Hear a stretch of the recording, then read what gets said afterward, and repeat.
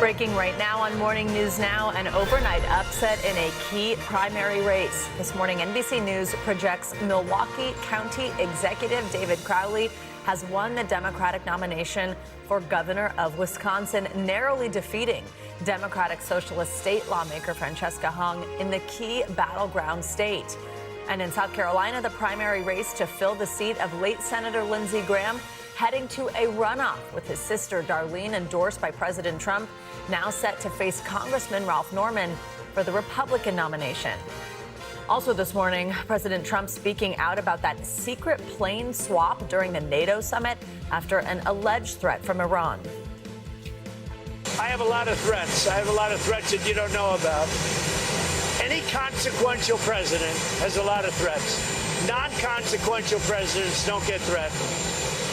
And I think that I'm maybe the most consequential president. We will bring you the very latest from Washington. Also this morning, path of destruction. Parts of the Midwest left to pick up the pieces after a series of severe storms. And millions of people bracing for scorching triple-digit temperatures, with some cities on track to set records today. Angie is tracking it all. Plus, privacy problem, the growing controversy over popular AI glasses recording people without their consent. We'll tell you those safety and privacy concerns. And big show in the sky. The excitement is growing ahead of today's solar eclipse set to sweep the northern hemisphere in just a few hours. And while we won't get the total view here in the U.S., there is still plenty to see. We will show you what to expect. An eclipse day. Exactly. We might even board a cruise and take you to Iceland this morning. We're going to get a really good view. It's a little bit of a better view. Good morning. Good to have you with us. I'm Joe Fryer. And I'm Savannah Sellers. Thank you for starting your day with us. We are going to begin this morning with what you might have missed last night. This was an election night nail biter. In Wisconsin, NBC News projects Milwaukee County Executive David Crowley wins the Democratic primary for Wisconsin governor in a narrow upset. That call was made overnight after he was locked in a razor-thin race with progressive Francesca Hong. In the run-up to the primary, the polling was very tight but showed Hong consistently leading. NBC News spoke to a number of late deciding Democratic primary voters who said they ended up voting for Crowley. Why did you vote for David Crowley? Because I think he can win. I voted for Crowley because I am a risk-averse person. And I really was reading a lot about, who has the chances to beat Tom Tiffany in the larger election. In other primary news, in South Carolina, we now have a runoff instead of a coronation. Darlene Graham is the sister of late Senator Lindsey Graham and President Trump's pick for this spot. She led the GOP field, but did fall short of the 50% needed to clinch the nomination. So now she'll face Congressman Ralph Norman in the August 25th runoff. And a major setback for the president in Minnesota. Republican State House Speaker Lisa Demuth defeated Mike Lindell, that's the MyPillow founder, who had Mr. Trump's endorsement.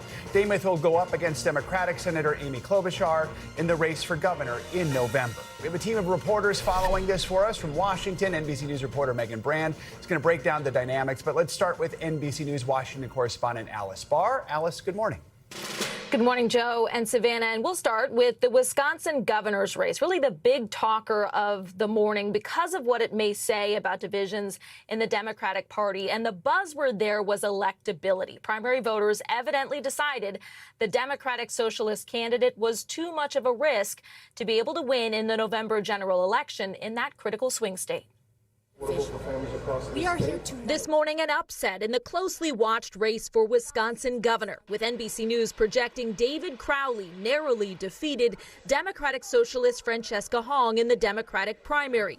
Crowley has the backing of the party's establishment wing and argued Hong's positions are too extreme on issues like calling to abolish police, something she says she no longer supports. We're going to need someone who can build the necessary coalitions and speak to unity, not necessarily division. Crowley now takes on Republican nominee Tom Tiffany in November, as the debate over Democratic divisions also played out in the Senate primary in Minnesota, where moderate incumbent Representative Angie Craig fell to progressive Lieutenant Governor Peggy Flanagan. We can insist on change and send someone who will always put Minnesota first.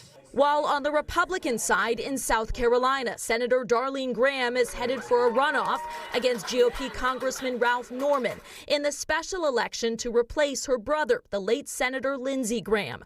Darlene Graham was appointed to hold the seat temporarily, with President Trump backing her in her brother's honor. He actually said she's better than him. That was hard for Lindsey to say. While Norman is drawing attention to her lack of experience. I don't know where she stands on a lot of issues. I've been accused of not being a politician, guilty as charged.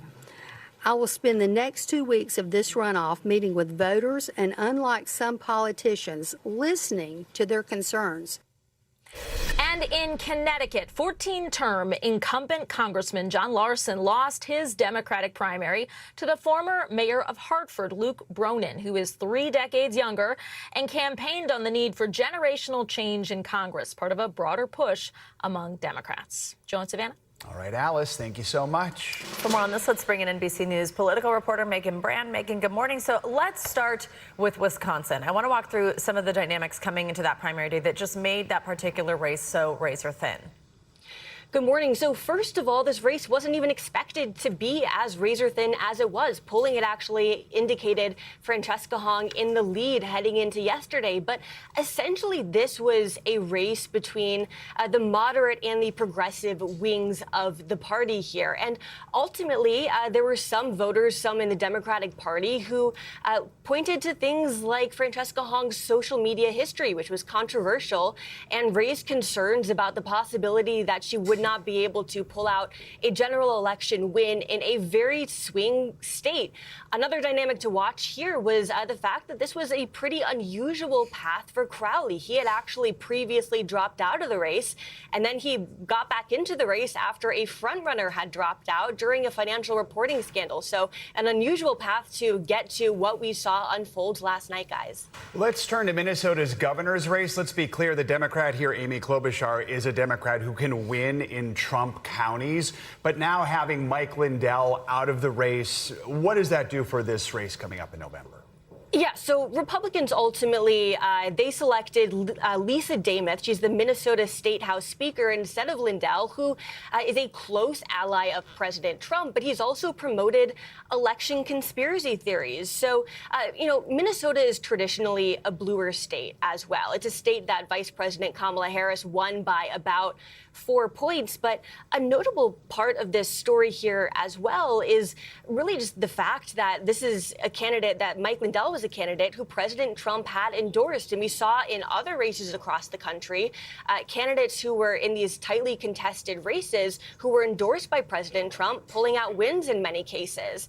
And so now this proved to be an upset for President Trump as well. And that shakes up the dynamics, too, heading into the general election. So Trump's endorsement didn't really work there in Minnesota, but in a way, for Darlene Graham in South Carolina, not quite enough, though. She's in this runoff without getting 50% of the vote. What are we looking for between now and August 25th there? Yeah, so she's in a runoff race against Congressman Ralph Norman. And one factor to watch here is how voters are thinking about these candidates' levels of experience, as well as how President Trump's endorsement factored into this. So our colleagues on the ground in South Carolina the past couple of days, we're hearing from some voters who were concerned about Darlene Graham's lack of experience. She's never held elected office before. So that's one factor to watch. And then again, President Trump had endorsed Darlene Graham even before she had announced that she was going to run for a full term. So now we're going to have to see how President Trump is approaching this race as well in the next coming weeks as we head off to this runoff race later this month, guys. All right, Megan Brand, thank you so much. President Trump has now confirmed reports that he covertly switched planes while traveling back from the NATO summit in Turkey last month. He said the decision was made by the Secret Service and the military because of a security threat. NBC News previously confirmed the Washington Post bombshell reporting about that dramatic switch. The president secretly moved to an unmarked military jet using a catering truck after boarding Air Force One in front of cameras. Well, now we're learning new details about both the elaborate plan and the threat itself. NBC News Chief White House correspondent Garrett Hake has the story. New details of the elaborate operation by the Secret Service to covertly swap President Trump's planes amid fears of an Iranian assassination plot. All of it happening at last month's NATO summit in Turkey, just a few hundred miles from the Iranian border. The president had arrived aboard his Qatari-gifted Air Force One, but raised eyebrows by announcing he'd take an older plane home, sending the new plane ahead to a British airbase. It's flying to Europe, to one of the big bases, so the soldiers can see it because it's truly magnificent. But a U.S. official tells NBC News the change was made because of a, quote, extremely serious Iranian threat, including that the Iranian regime could target the president with a shoulder-fired missile. So the Secret Service devising a clandestine departure plan. It was a snap decision, the U.S. official tells us. Our job is to keep the president safe, adding, this is probably the most unprecedented level of alertness we've ever been at. You could see the president boarding the old Air Force One. Then, as the camera pulls back, there's a glimpse of a catering truck parked behind it. Later, a small group of reporters, the press pool, unwittingly board what would become a decoy jet, as Secret Service agents were covertly moving President Trump to that catering truck, which drives away and pulls up next to a small military jet further down the tarmac. That plane would then fly President Trump out of Turkey. A U.S. official telling NBC News that Cabinet Secretaries Marco Rubio and Scott Bessent and other senior staff remained on board the decoy plane, the old light blue and white Air Force One, while Defense Secretary Pete Hegseth joined President Trump on the smaller aircraft. After landing in the UK, President Trump is seen walking off the old Air Force One, which he had secretly just reboarded. Back aboard the new plane, he brushed off a question about Iranian threats. Were you aware of any credible threat by Iran against Air Force One? I have a threat all the time. I'm number one on their list. The Secret Service has declined to comment on this episode, but a senior official who was on that trip told me that for the White House, the president's safety is paramount, and that staff and press simply won't be treated the same, adding, quote, those are the risks everyone signs up for. All right, Garrett, thank you. Well, a former U.S. Marine who was held in a Russian prison for more than 4 years has been released. Yesterday, President Trump announced on social media that 32-year-old Robert Gilman was freed on a, quote, humanitarian basis. He is believed to be seriously ill, and there was no prisoner exchange with Russia here. This video we're going to show you, it shows his arrival overnight in San Antonio, Texas, on a stretcher. Roughly 2 months ago, Gilman was diagnosed with a dissociative stupor. That is a condition where a person becomes catatonic, unable to interact or eat. U.S. officials said he also suffered a severe case of pneumonia. Now, Gilman was convicted of beating a police officer back in 2022 and given a 3.5-year sentence. While serving his time, he was accused of attacking a prison inspector, beating an investigator, and assaulting a prison guard, which resulted in an extended 10-year sentence. According to U.S. officials, he was tortured and provoked by Russian authorities and forced to take medication. Russia has not commented on his release. The death toll in Colombia is rising this morning in the aftermath of Monday's devastating earthquake. More than 200 people have been reported killed, with thousands more still missing.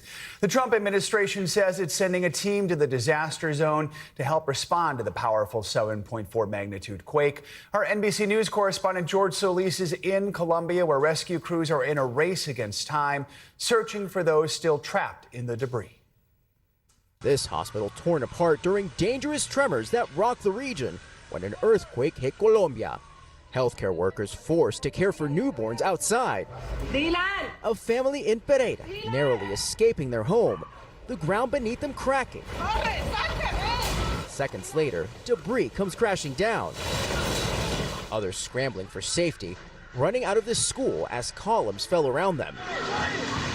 The death toll rising as more than 3,000 people have been reported missing by relatives. Rescue teams now desperately searching for survivors at this collapsed apartment building in hard-hit Cali. Take a look at this human chain of first responders and volunteers, some of them survivors themselves, all of them moving that smaller debris. The objective here is to clear the road so that bigger machinery can get in. There have been glimmers of hope. This 6-month-old infant pulled from the rubble, captured by a local news network, reporting that rescuers heard voices calling out from the concrete. Firefighters saving this 35-year-old man who was trapped. A brief moment of silence to listen for signs of life, and then cheers. There are people, one man exclaims. Emergency crews putting this survivor on a stretcher as those gathered celebrated. This aerial footage showing the vast destruction across the region. Angela Yabarba's building collapsed and says it's a miracle of God she's alive. Everything was destroyed, she says. The water pipes burst, the floors cracked open. 15-year-old Samuel Rubio showed up bringing water to rescuers. He was in a class when the quake struck, sharing this video he filmed. I wouldn't be here, Rubio says, if the building had fallen on my school. It happened to all of us Colombians, he says. We all feel it. Estefania Peralta says she's holding on to hope. We have to hold on to that, she says. Hope that there might be someone alive. And this is what makes it so hard to get people out of this debris. You can see just how high it's stacked. An army of volunteers and first responders moving heavy buckets to hopefully be able to find somebody in this rubble. Extraordinary effort there, George. Thank you. Well, this morning, people across the Midwest are cleaning up after another round of deadly storms ripped across the region last night. The Chicago area was hit with blinding rain and winds gusting to nearly 100 miles per hour. The winds were so strong they uprooted trees like this one and toppled power lines. Those strong winds also sweeping through Ohio. An interstate traffic camera in Columbus captured the moment this vehicle was lifted into the air and flipped over. This morning, Ohio's governor is declaring a state of emergency in several counties that are dealing with widespread flooding and damage. NBC News correspondent Maggie Vespa is in Portage, Indiana, in the northwest corner of the state. She joins us with the latest. Maggie, you have just been covering so many storms for us this weekend, and right now you are, I know, in this hard-hit area where you said really just the damage has stunned you in some ways. What is it like this morning? Yeah, guys, it's feeling like the worst version of Groundhog Day with these storms. Once again, we're on the ground with insane damage, like trees down, power out across the region. But we're walking because I want to show you this. This is the most jaw-dropping example maybe I've ever seen. Authorities say this home caught on fire and then they believe exploded. You can see some of it still smoldering here. They say one person inside was killed in this home. And they're still investigating exactly why it caught fire, but they say they absolutely believe this disaster was storm related. And we're seeing so many, again, just stunning examples across the region. Yesterday, last night, in the Chicago suburbs, we were at another house fire that authorities believe one of a few things happened. Number one, they say it was either struck by lightning or strong winds blew electrical equipment onto it, or option three is quite potentially both. That was in Frankfort, Illinois. Thankfully, no one was hurt in that incident. But the Chicago area, as you point out, was just slammed with these insane storms. They rolled through midday yesterday. The skies suddenly turned black. We had sheeting rain, crazy wind. And then in Ohio, because again, this was a huge system. We're going to step over here, by the way, as this fire truck comes through because we don't want to get in the way of first responders. We'll let them go through. Thanks, guys. In Ohio, we have this video element I want to show you one more time of this car getting flipped by the winds. You can just see how intense and how strong they were. Guys, obviously this is an active scene here. We're going to move over this way, let them get back to their work, but we'll just show you one more time how crazy it is here on the ground. First responders across the region doing their best to help people just start what'll be a long cleanup process.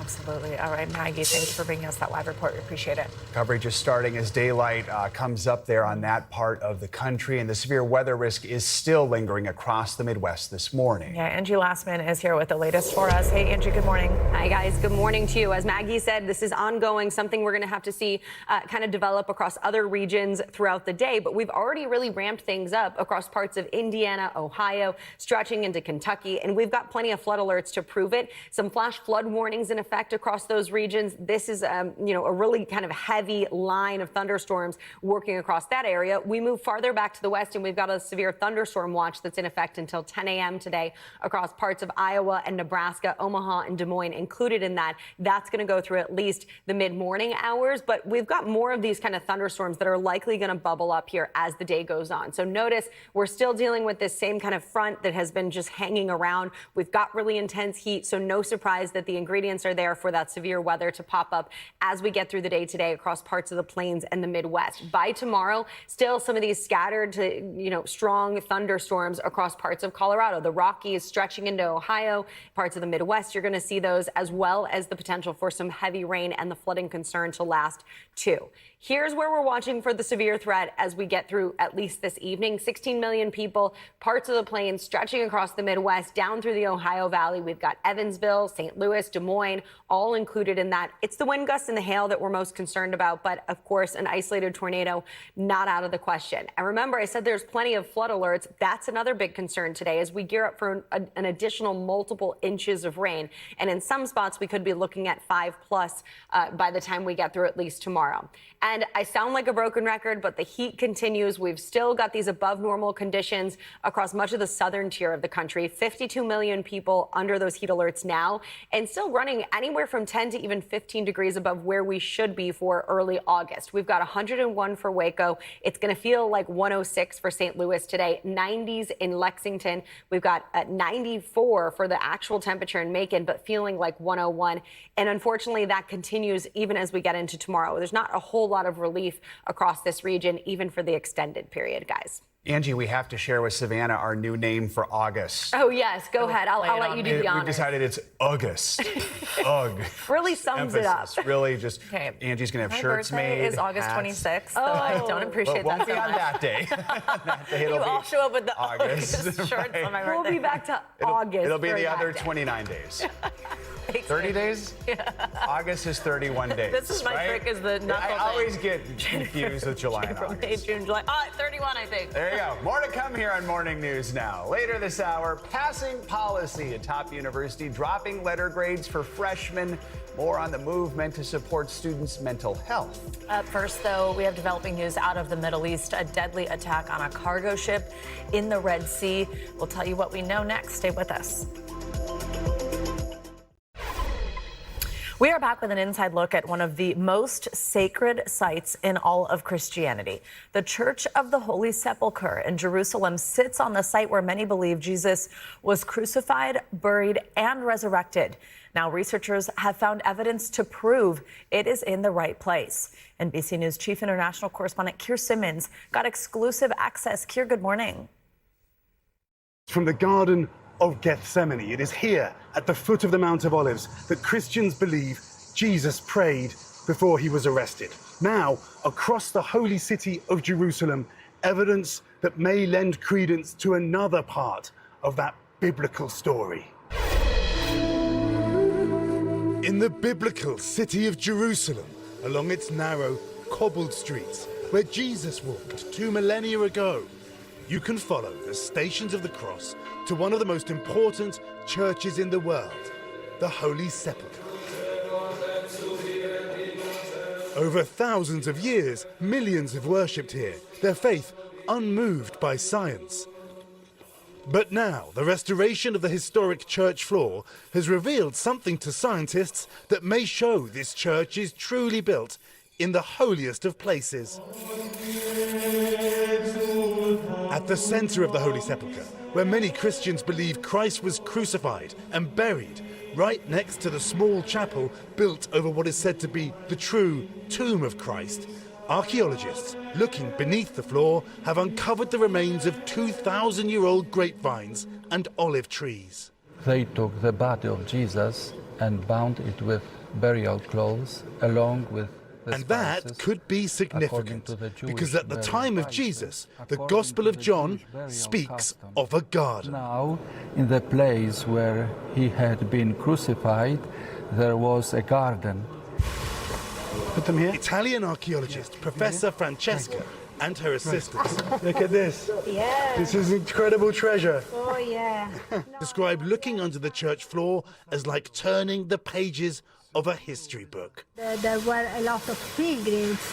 Yes. Finding crosses dating back almost 1,000 years and Late Roman. Late Roman. And then this is Byzantine. Yes. Huh. Oh, wow. Yeah. So this is before Jesus. Yeah. Yes. Before Jesus. Before Jesus. Wow. Yeah. While in their lab, scientists are analysing the soil samples. We founded a cultivated area. Cultivated? Cultivated with olive, with grapes.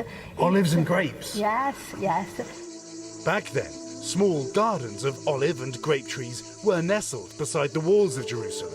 Do we know if those olives and grapes are 2,000 years old, are from the time of Jesus? About the time of Jesus.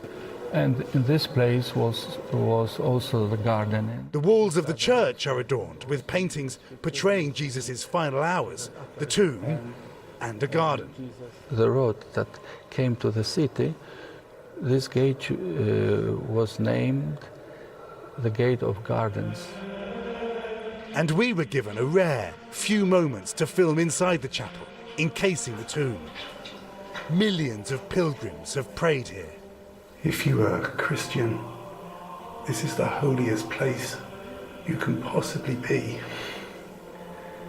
And you don't need evidence. You have your faith.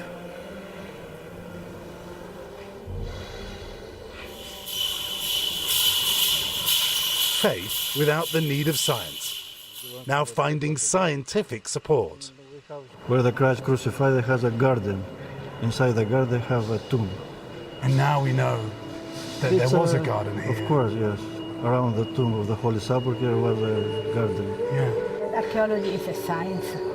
Yes. No? This is the moment right here where science meets religion. Yes. Thousands of years old beneath the Church of the Holy Sepulchre has been sealed again. It may be decades, maybe longer, before scientists can have another look. By then, there may be new technology that can lend new insights. Science and religion working together to reveal the past. Truly an incredible look. Keir Simmons, thank you so much. We've got more headlines from around the world this morning. At least 6 people on a cargo ship are dead following a Houthi attack. NBC News international correspondent Janice Mackey-Frayer joins us now from London to take us around the world in 60 seconds. Janice, good morning. Good morning, Savannah. Iran-backed Houthi rebels attacked a cargo ship in the Red Sea, killing 6 people on board, the first reported fatalities in targeted attacks in more than a year.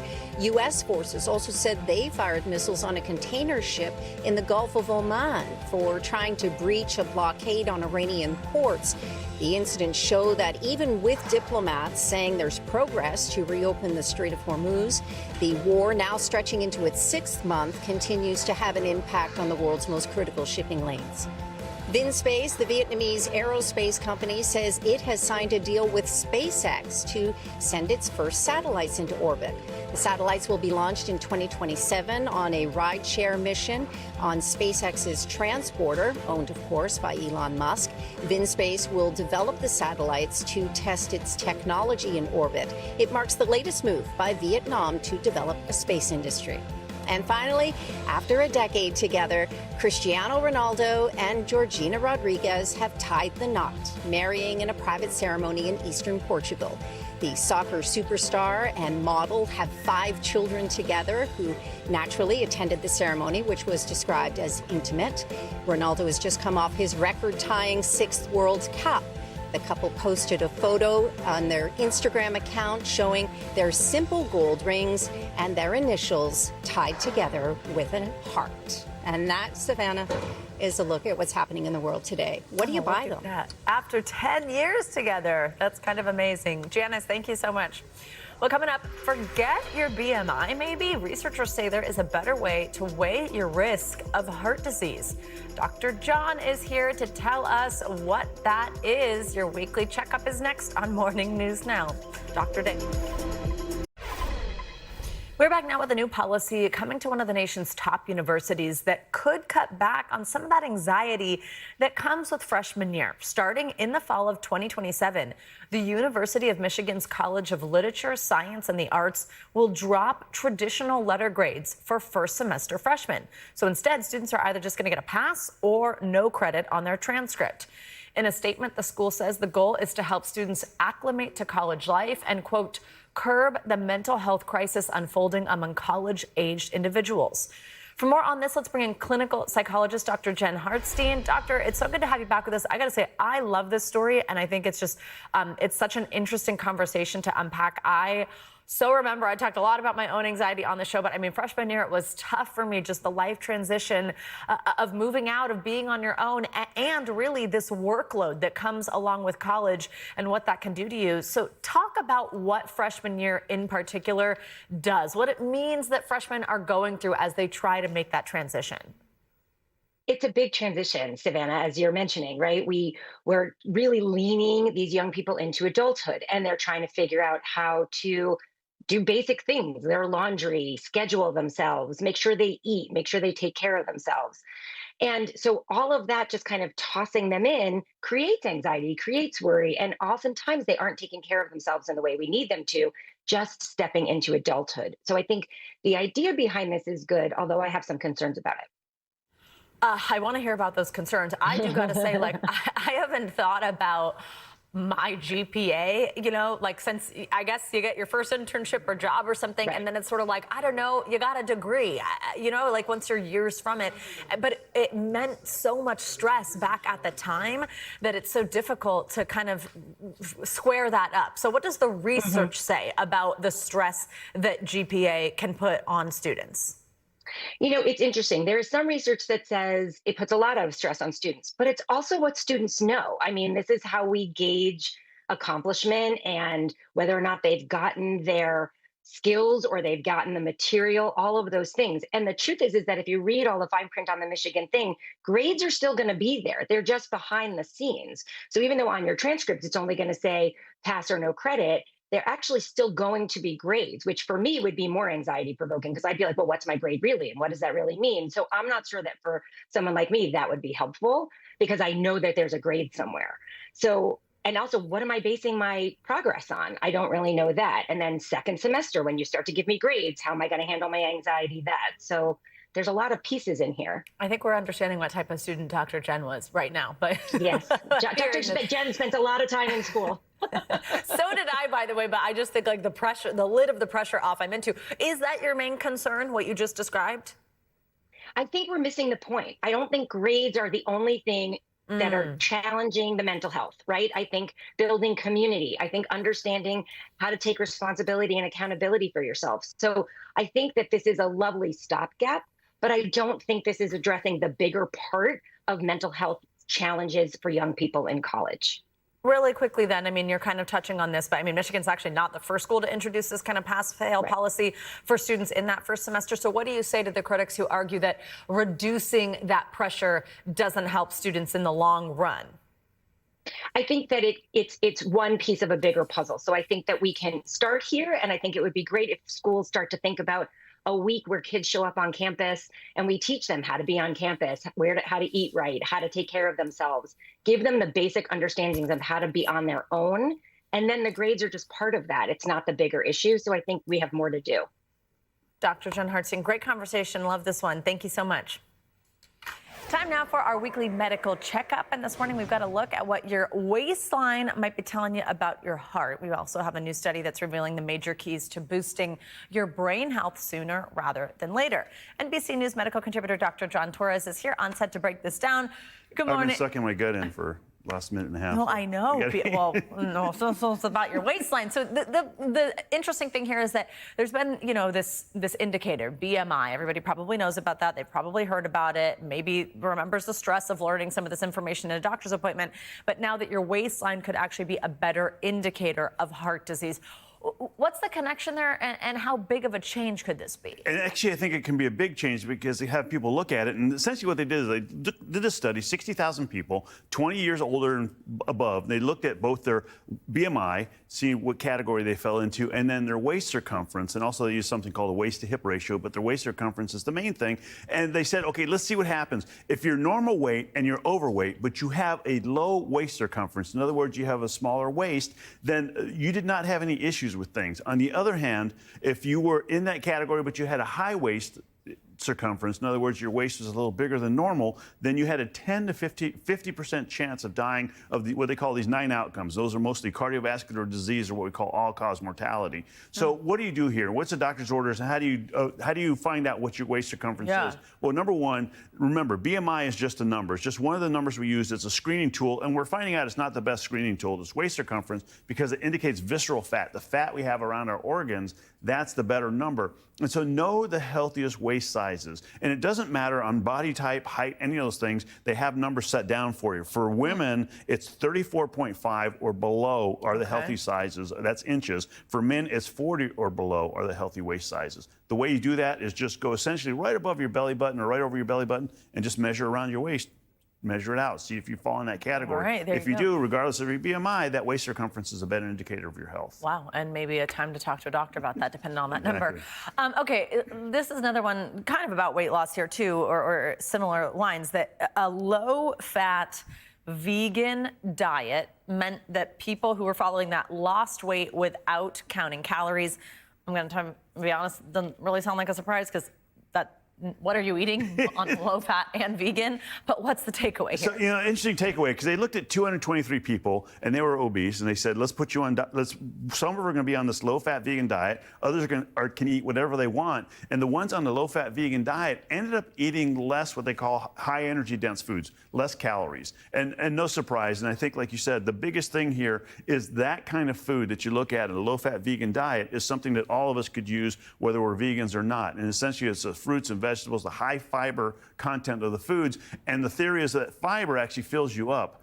And so you don't eat as many calories. And so they ended up eating 30% less calories than the people that could eat any kind of food, regardless of the food choices. And so even though they ate the same amounts of food, the calories were lower for those who had a low-fat vegan diet. So what are the doctor's orders here? Well, essentially the doctor's orders are, when you start putting things on your plate, and I tell people all the time, I don't do this, but I tell people all the time, when you go to a buffet, load up the veggies first, and then start going to the other things, especially the meats, because then you'll have less meats. If you put the meats on first, you'll have less room for veggies. So start with the veggies, pack your plate with those, and think the more food you have, the fewer calories. The more of that kind of food you have, the fewer calories you're going to eat. But what about just like when we talk about like a clean protein? Like I hear a lot about starting with the protein on your plate. Is that still okay? Yeah, it depends on what you're going for. And if you're going for that weight loss type situation, you're going for the fiber in it because you want a healthy gut and a microbiome, all those things, I would go with the fiber part of this itself. All right, interesting. Okay, finally, this new one is about brain health and kind of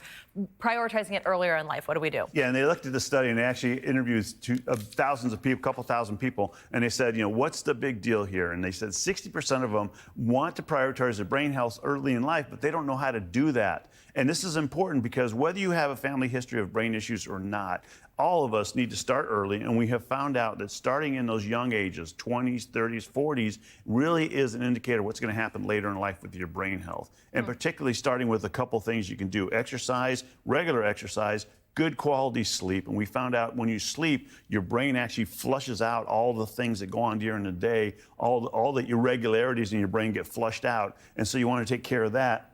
And so doctor's order there, start working your brain out early. That's one of the other things you can do. And the ways you work that out, social connections, extremely important. We found out that that's something that you really should do throughout your whole life. And then challenging your brain. And we talk about puzzles and Sudoku and things like that. But if you've ever done a puzzle or Sudoku, after you do it for a while, you learn the quick tricks, right? You learn how to do the things and the words that work in puzzles and things like that. That's not challenging your brain. What's challenging your brain is doing new things, learning a new language, picking up a musical instrument you never played, learning that thing because it rewires your brain to learn and do new things. It's important as you go on in life. Dr. Torres, good ones today. Thanks so much. Good to have you here. Coming up on Morning News Now, an eye-opening controversy involving those popular AI-powered smart glasses. Usually you can tell if there's a light on when they're recording. Again, I didn't notice that at all. So initially I was just I felt kind of violated. We've got more on the privacy concerns, plus what's acceptable and what's not when it comes to wearing those glasses. We will discuss with our friend Thomas Bartley, also known as Mr. Manners, after the break. We're back with the growing backlash over how Meta's AI-powered smart glasses are able to be used. The glasses can basically record everything you see. The person wearing them sees whether or not the person on the other side knows that they're on camera. That's sparking concerns about safety and privacy, and some critics are now calling for more legal protections for people who get filmed without their consent. NBC News national correspondent Yasmin Vasugian explains. It's what many thought the future would look like. Dad, telephones, needles. Wearable technology, not just pictured on the silver screen anymore, but mirrored in real life. Meta's latest AI glasses look unsuspecting, even stylish. The company collaborating with Ray-Ban, a product that intrigued Breck Metra and her family. When my husband got them, I mean, we have kids, so he was like, it would just be fun to, in the moment, be able to, capture something that you don't have to pull out your phone. A great idea until they were used in her home by someone else. That still looks small to me, but She says she and her husband sell vintage T-shirts online, often from their own living room. But while making a sale at her home in Utah, she didn't realize it was all recorded until it was posted to social media.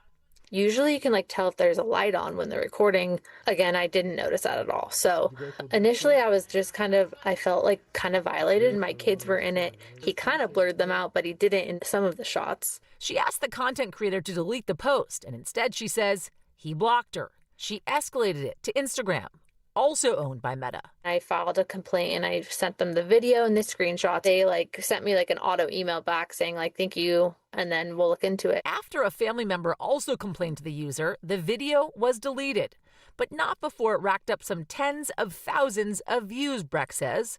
We were unable to reach the person who posted the video for comment, and Instagram didn't comment directly on this situation. But Breck is not alone. The internet is inundated with videos just like it. Usually more flirty encounters. No, I just want to let you know you're a very beautiful young lady. Women getting approached by men on the street, asking for their name, number, or even for a date. With some women saying they had no idea that casual conversation was being used for content. Didn't know he was recording me. In the United States, people cannot expect to have much of a right to privacy in public places. And in most states, you can legally record your conversation with someone without their permission. Unfortunately, the sorts of protections that exist right now are not really robust in allowing people to have videos taken down. Meta, in a blog post, seems to recognize a certain amount of transparency is welcome, noting that every pair of its glasses has a small LED light that blinks when the user takes a video or snaps a picture. Meta Ray-Ban display. But those lights can be easily obscured, even removed. NBC News found listings across at least 30 states offering services to do just that. But in a recent update, Meta announced a new privacy feature that shuts some generations of the glasses off if the device detects that the LED light is being tampered with. Across social media, some are suggesting women play copyrighted music to avoid being on camera. We all know that Disney goes after people that don't license their music, right? A sly tactic that could prevent some content from being uploaded on platforms like YouTube and TikTok. Instagram, though, reportedly cracking down on some of the videos shot by Meta glasses. Its CEO saying the pickup artist prankster-style videos would be banned from the app. We don't want people to be surreptitiously taking videos of other people and harassing them and then posting them on our platform. Meta told us in a statement, quote, "We've built privacy in the camera for the glasses from the ground up. A capture LED that will blink bright white when you take a photo or video," adding, "When people report content, it gets reviewed quickly and taken down if they find it violates bullying and harassment policies." Still, there's been a new push to ban the smart glasses in certain settings, with New York banning them in state courts and Philadelphia courts making a similar move. It all came after a judge in Los Angeles scolded Mark Zuckerberg's team for wearing Meta glasses during a high-profile trial. And some private businesses also taking action, like Comic-Con in the UK, saying recently many attendees are, quote, "not comfortable with the knowledge that other convention goers might be filming them without consent." But sales numbers tell a different story. Ray-Ban's owner said purchases of its AI glasses more than tripled in the last year to over 7 million pairs. The company did not respond to our request for comment. In the last year alone, Meta recruited A-list celebrities for major ad campaigns. Hey, Meta, call my lawyer. And new collaborations. Hey, Meta, take a picture.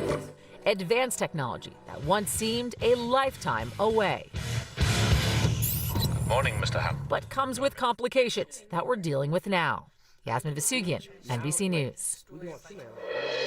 All right, so we want to keep this conversation going this morning. It's obviously a talker. While there are these major real safety and privacy concerns, especially when it comes to women being recorded without their consent, that is one thing. But there's also just kind of like the manners aspect of this. We have our friend here, you could see Thomas Farley, also known as Mr. Manners, to just kind of talk through like, let's be appropriate and wear these at the right time and use them properly, and keep that in mind for anybody who is trying to just like do right while wearing these. So when do you think it is appropriate to have a pair of AI glasses on, and when is it not? I think they have lots of wonderful features, right? We can all suddenly be like James Bond lab accessible with these glasses on. So maybe we're doing a skiing video, or maybe we're driving and we want to capture the countryside and we're driving with the glasses on. That's for our own personal use. No issue with that whatsoever. It's when we're interacting with others that it starts to get a little bit creepy, both for these privacy settings that we're talking about here, where others may not know, or they may not know what a blinking white light on someone's glasses means if they even notice. But also the footage that you upload to Meta's servers can be used for their own AI, Meta's own AI purposes. And so although you may be opting in as the user, does that necessarily mean that the people around you know about that? Their images are being used for AI purposes, and who owns that? Who knows? So what do you think about them in a social setting generally? I think they're a little bit awkward. I think, and one of the things I know Meta is also working on is a feature called Name Tag, where they'll actually help you identify either people in your own circle or potentially anyone with a public Instagram profile, which that obviously has its own creepy connotations as well. They can be used for good. Someone with visual impairment, you can use them to help identify what you're looking at. Someone who's speaking a different language, they speak 6 different languages. So if you're trying to have a conversation with someone who doesn't speak English or your own native language, that facilitates conversation. So I think they have terrific purposes. They're certainly a talking point. I think you can let somebody else try them on, see what they're like. But I think for most social situations, you can turn them off and use them as regular glasses. It's just so interesting because like when you say something like the language thing and everything, it's like cool in the sense that it really does feel like a spy movie, but it's like the point of them in the spy movie was like that people think about it as like with high security clearance are allowed to be using them and doing so appropriately for some greater good. That's right. Do we really all need to be walking around having like secret agent capabilities on our faces? I'm not so sure about that. What do you think, what would be your like Mr. Manners take on if you realize you're being filmed? Yes. What do you say if you don't want to be? If you are not comfortable being filmed, I would voice that immediately. So say it the moment you notice what's going on. Hopefully they respect that, but if they don't, obviously it's your own free will to walk away from the situation. But I think it's highly inconsiderate not to notify. You walk into a space where filming is taking place, there's always a big notice board. So true. So you know there's filming taking place, your image may be used. We're not doing that when we're wearing those glasses, and I think it's important to put that out there. What do you think if like I loved your point about maybe you don't know what the blinking light is. I mean, that's a new feature of something. Right. It's not like we all grew up knowing what a blinking light on a pair of glasses meant. What if you see and you know that somebody else is being recorded and you think that they don't know? Would you jump in? Depending on the scenario, I think I probably would. Just maybe insert myself in a, maybe not a threatening way, but, oh, wow, I see you've got those new smart glasses. Are you filming right now? So rather than challenging them in an obnoxious way, just kind of like a nice little side comment. Oh my gosh, of course he has a nice little side comment. Mr. Manners, polite way of doing it. Thomas Farley, thank you as always. And we love when you're here on set with us. Likewise. Coming up, countdown to totality. We are just hours from a spectacle in the skies above Europe. We're going to talk to an expert about today's total solar eclipse. One of our friends here on Morning News Now. We'll be right back. We are ending this hour with a reason to look up. In just a few hours, a total solar eclipse will sweep across parts of the northern hemisphere. The path of totality will cross Greenland, Iceland, and northern Spain, while here in the U.S., some of the country will get a glimpse of a partial eclipse. And one of the people with truly a front row seat is astronomer and space scientist Dr. Emily Rice, who, get this, joined us from a boat off the coast of Iceland just hours before totality. Doctor, this is incredible. Yesterday, Raf Sanchez told us you got to get to Iceland if you really want to experience this. Yeah. You did. I mean, tell us about this eclipse cruise where you are and what everyone is doing, just besides the cool T-shirt, to get ready. This is amazing. So there's a lot of astronomers and eclipse chasers, or umbraphiles, as we like to call ourselves, who have come to Western Europe. I know a lot of astronomers are on boats in Greenland. I am on the Norwegian Star right now. We are docked in Icelandic is a very challenging language. Isfjordur, I think. And it's behind me. We are in a couple hours, we're gonna be leaving, hopefully finding some gaps in the clouds. The sun is over here right now. It's kind of peeking out, but we've got some cloud cover. We had gorgeous weather for the last few days, and so we've been practicing. I hope that can come back and we can get a glimpse of totality. But totality is gonna happen even right here in this town, which is really, really exciting. Okay, I do have to shout out, if you could take a teeny step back, is maybe not with your headphones. This is a Taylor Swift reference mixed with the eclipse on her shirt. For those that don't know, I could not be more obsessed with your shirt, Dr. Emily. Tell us though also what people can learn, like what scientists actually get out of an eclipse, like the one that we had back here in 2024 in the US. There's so much excitement, but there's real learning going on. Yeah, what I love about an eclipse is that everyone becomes a scientist. To see the corona of the sun with our own eyes, to experience these phenomena that happen when the sun is eclipsed by the moon, like observing these in person is just life-changing, phenomenal. Scientists are always watching the sun. It's always changing. But we have satellites watching that all the time. For every person that gets to see this in person themselves, I think they become a scientist. And so that's what I'm really excited about, is having another billion people in the path for this entire eclipse, and hopefully more and more people moving into totality to be able to see this. We won't ask you the Icelandic word for moon, but I think we all remember when we experienced this, like here in the U.S. a few years ago, when you have that totality, when you're underneath it, the sun's totally blocked. There's that moment where people can actually safely take off their glasses. Here in the U.S., we're not going to have that. It's only a partial eclipse, maybe like 9% here in New York, if I recall. You're going to definitely need those eclipse glasses if you're not experiencing just total totality, right? Yes, always hold on. These eclipse glasses. In fact, I think they're it's a misnomer. During totality is the only time you can take them off. And so the rest of the time, you can keep these in a drawer and use them to look at the sun any day. Sometimes we can see sunspots or things like that. But during any partial phases, even up to 99.5%, keep these on. Only the moon blocks enough light for us to be able to look at the sun safely, directly. Otherwise, use the glasses. Keep those on. All right, we're breaking up a little bit, which isn't a surprise, I suppose, coming to us from Iceland, but hopefully we can ask you this last quick question, which is actually not the only reason to look up right now. The Perseid meteor shower is also peaking. Tell us about that. Yeah, so we are so high up in latitude from the ship that we haven't actually gotten much night sky. It stays light actually all night, which is really, really cool. But I think during totality, it will be darker during the day than it is at night here. And I'm hoping with the peak of the Perseid meteor showers tonight that we might have a chance of getting maybe 1 or 2 meteors if we're lucky during totality, which is very, very cool. And so if you are in a... Go ahead. I just wanted to ask you if there are any sort of eclipse-themed cocktails or food on the ship you're on. You're on a cruise.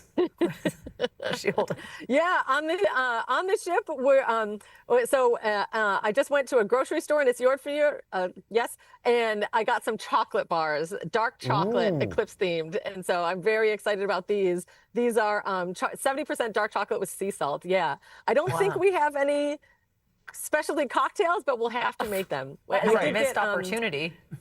Yeah, I know, right? We're singing already "Total Eclipse of the Sun" earlier today. Total Eclipse of the Heart. We changed the words. That's all you really need is the song right there. I can't get over your shirt, by the way. Dr. Emily Rice, that is awesome. Enjoy it. I know it's a magical moment for you. We can't wait to hear about it on the other side. Live it up. Thank you so much. By the way, you can catch all the solar eclipse action right here. We're going to have live coverage of the 2026 total solar eclipse. Begins at 1:45 p.m. Eastern right here on NBC News Now. That's going to do it for this hour of Morning News Now. Stay with us, though. The news continues right now.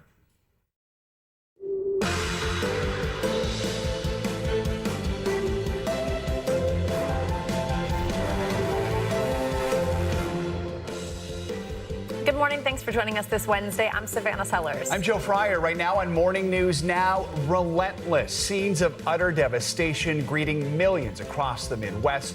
Yet another round of severe weather tearing through several states. Extreme winds, flipping cars, even lifting a train off its tracks. Angie's here tracking it all as you head out the door. Also this morning, a recap of last night's big primary upsets across the country. It includes a win for establishment Democrats in battleground Wisconsin and a rebuke of President Trump out in Minnesota, where the candidate he backed, known as the My Pillow guy, was defeated. The results as we head into November coming up. Plus, we're getting a fresh snapshot of America's fight against inflation this morning in the wake of last week's rather dismal jobs report. How's the cost of living stacking up against everyday wages? And where is the ongoing war with Iran leaving our wallets? We're watching your bottom line. And later in the hour, if you're on the hunt for a new pet, but your allergies have you thinking twice, the answer may lie in gene editing. Could this be the future for a human's next best friend? Think of all the people who endure their allergies too, just to have a pet because That's it so means true. that much to them. Yeah, that was my mom with our dog always. Exactly. Just lay on the floor and then have hives. Love of the dog outweighs the hives. There we go. All right. Let's start this hour with another round of severe summer storms sweeping through the Midwest. In Ohio, strong winds actually flipped a car that was on the interstate near Columbus last night. Surprisingly, no injuries reported from that incident. And in northwest Indiana, authorities are investigating what caused a home to explode, killing at least one person as the storms rolled through. Meanwhile, in Illinois, heavy downpours caused flash flooding and at least one tornado near Chicago. Meteorologists say wind gusts in that area reached over 100 miles per hour. NBC News correspondent Maggie Vespa is in hard-hit Portage, Indiana, which is in the northwest corner of the state. She joins us with the latest. Maggie, good morning. Guys, good morning. I mean, the damage on the ground here is absolutely insane. We have trees down, power lines down, out across the area, but this is the most jaw-dropping example. This is the home that you were talking about, the one that authorities believe caught fire and then exploded, and they now say they think it was because of this storm. They say one person, neighbors telling us, a woman here was killed in the explosion, and that is just one layer in this devastating 24 hours across a region that, guys, was already exhausted by severe weather. This morning, millions waking up to devastation across the Midwest. After monster summer storms barreled through multiple states, packing winds powerful enough to flip this car, lift this train car right off its tracks, oh my God, and blow the roof off of this gas station. In Portage, Indiana, a home catching on fire, leaving one person dead. The cause, the weather, also making it harder for emergency responders to reach the site. Farther south, a 4-year-old boy was killed after a tree fell on his home. Authorities in the state calling Tuesday's storm the worst they've ever seen. We have not had a disaster of this size before. The Chicago area also slammed. Intense storm clouds made the day look like night. The break! Crowds at the iconic Navy Pier taking cover in a parking garage.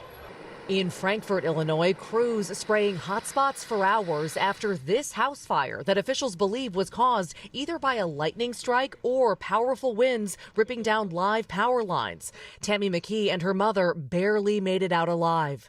It's just devastating. It's heartbreaking. In Ohio, the governor declaring a state of emergency amid widespread flooding after storms there claimed at least one life. The monster system also knocking out power to more than 1 million customers across 4 states. A relentless summer of severe weather that's showing no sign of letting up. Yeah, as you saw, this system was just stunningly strong. At last check, we've had hundreds of severe wind reports, at least 3 reported tornadoes, and guys, countless scenes of damage across the Midwest.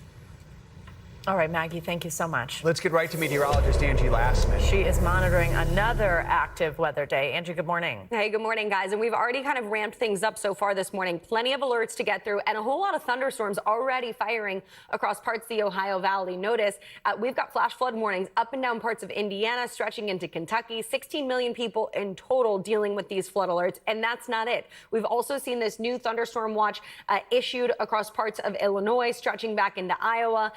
We've also got parts of Nebraska included in these thunderstorm watches. Those are going to go until 10 a.m.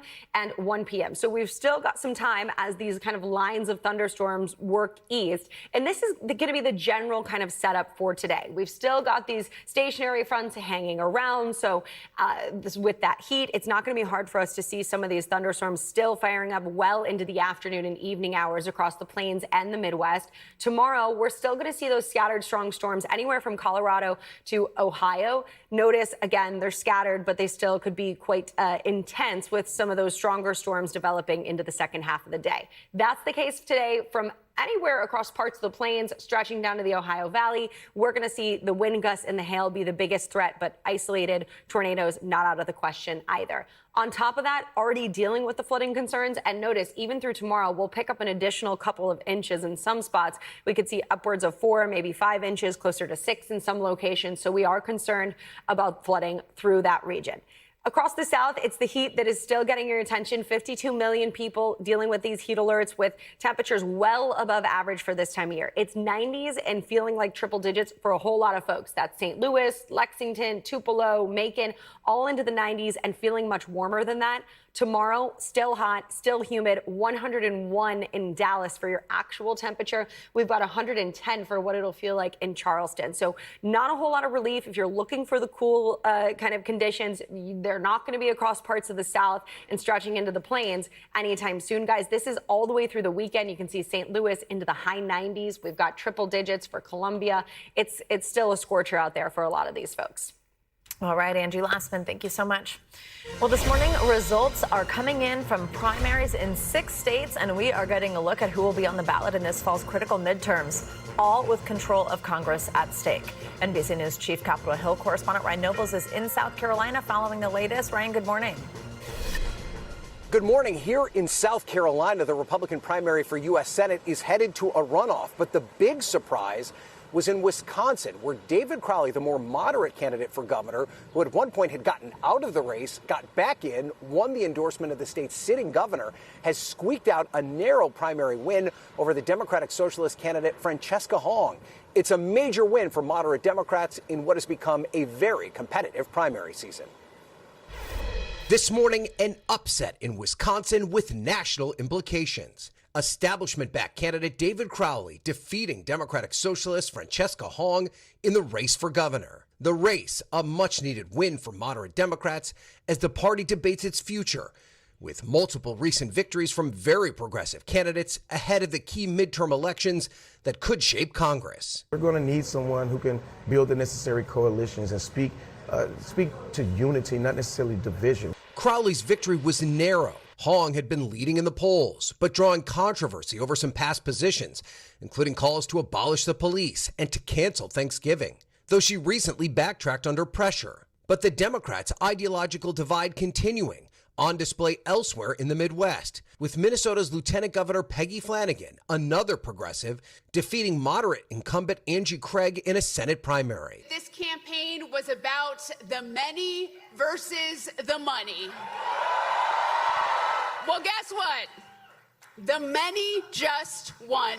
She'll face off in November against former NFL sideline reporter Michelle Tafoya. Meanwhile, in South Carolina, the special election to replace the late Senator Lindsey Graham is headed to a runoff, with Graham's sister Darlene, who currently holds the seat and is backed by President Trump, set to square off against Republican Congressman Ralph Norman in 2 weeks. I want to thank President Trump, his steadfast support, and his complete and total endorsement means so much to me. Norman zeroing in on Darlene Graham's lack of experience in national politics. Well, I don't know where she stands on a lot of issues. I think that's where we'll find out. And in Connecticut, 14-term Congressman John Larson lost his primary race to former Hartford Mayor Luke Braunen. The latest example of Democrats voting out incumbent House members and replacing them with younger leadership. Meanwhile, in many of those Republican primaries, President Trump's endorsement loomed large. Many of his candidates didn't win last night, but there were some uneven results. In Minnesota, Mike Lindell, the election conspiracy theorist and the CEO of MyPillow, lost the Republican primary for governor to Lisa DeMuth. And of course, here in South Carolina, Trump's endorsement of Darlene Graham was enough to get her to the runoff, but not enough to allow her to clear the 50% threshold to win the Republican primary outright. All right, Ryan, thank you. President Trump is now confirming reports that he secretly switched planes when traveling back from the NATO summit in Turkey last month. He said the decision was made by the Secret Service and the military because of a security threat. NBC News is learning more details about that covert plan, which involved the use of a catering truck. We're also learning more about the nature of the threat itself. NBC News senior White House correspondent Gabe Gutierrez joins us now with more on all of this. Gabe, good morning. Joe, good morning. The president is sounding nonchalant about that remarkable secret mission to protect him. His comments coming as a U.S. official tells me the change in plans was a snap decision to keep the president safe. This morning, new details on the elaborate ruse to whisk President Trump out of Turkey last month amid concerns of an Iranian assassination plot. A U.S. official telling NBC News the threat included the possibility of the Iranian regime targeting the president with a shoulder-fired missile, adding this is probably the most unprecedented level of alertness we've ever been at. Overnight, the president was asked if he was worried about missiles targeting him. I don't worry about anything, to be honest. Whatever it is, you know my attitude? Whatever. The U.S. official says the president and his team huddled during the last few hours of the NATO summit in Turkey, making the snap decision at the urging of the Secret Service and the military. I just follow what they'd like to do. So I go by Secret Service and the military. The president had flown to Turkey in that new Qatari gifted jet, but the White House had raised eyebrows by abruptly announcing he'd take an older plane home, sending the new Air Force One ahead to a British airbase. Here, the president boarding the old Air Force One. Then, as the camera pulls back, you can see a catering truck parked behind it. Minutes later, a small group of reporters unwittingly boards what would become a decoy jet, and were told to keep their window shades closed, according to the press pool report. As the president was secretly moved to that catering truck, which drives away minutes later, the decoy jet thought to be carrying the president then takes off near the smaller military plane he was on board instead. I guess there was a threat out there. I didn't really ask too much about it. I get a lot of threats. The U.S. official telling NBC News that Cabinet Secretaries Marco Rubio and Scott Bessent, as well as other senior staff, remained on board the decoy plane, while Defense Secretary Pete Hegseth joined President Trump. The plane that I flew on was at greater risk. I think it was at greater risk because that would be the plane I think that they would be more likely to go for. Now, the president says he gets a lot of threats the public never hears about, adding any consequential president has a lot of threats. Joe. Right, Gabe, thank you so much. Let's talk more about this operation with NBC News law enforcement analyst, former Secret Service agent Evie Pompouras. Evie, good to have you with us. When the details came out, what did you make of this operation to secretly get the president off the plane? I mean, is this use of misdirection and decoy, is it a common practice with the Secret Service, or is this something kind of rare? It is a rare occurrence. It does happen from time to time. If there's intelligence or a reason to do something covert in such a way that you use a misdirection. When I first heard of it, I thought that they executed it very well. From a protection standpoint, I think it was done very well. And the fact that it came out much later is the most important thing. It would have been of detriment if had it come out sooner or had been leaked or while this was happening. So to me, I think very well done and very well executed. And look, you have to keep in mind that for them to make a decision like this, there's a reason. There's a credible reason to do something like this. And so it's thought through. It's not done very impulsively. It's done thoughtfully. Evie, walk us through how it happens in the moment, like in those few hours we've been told was what it took to essentially plan this. How did this go down with the Secret Service and the military? So they've not officially released any information. The Secret Service has been no comment. The White House officially hasn't really said anything other than the information that President Trump shared.